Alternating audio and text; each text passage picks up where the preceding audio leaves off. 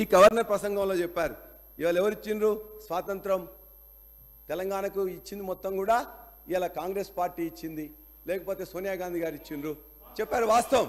ఒకవేళ అదే వాస్తవం అయితే తెలంగాణకు కాంగ్రెస్ పార్టీ ఇచ్చినట్లయితే కాంగ్రెస్ పార్టీ ఎప్పుడు ఇచ్చి ఉండాల్సి ఉండే?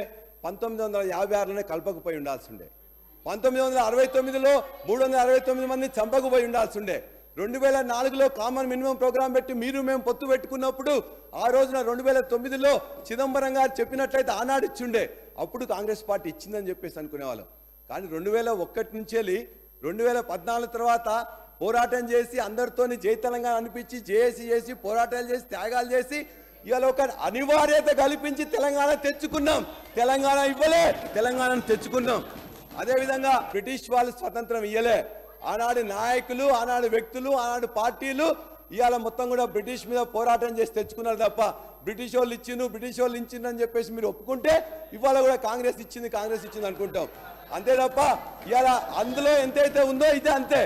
అది వాస్తవం అయితే ఇవాళ ఈ పోరాటం చేసి తెచ్చిన కేసీఆర్ గారే తెలంగాణ తెచ్చింది తప్ప మరొకరు కాదు.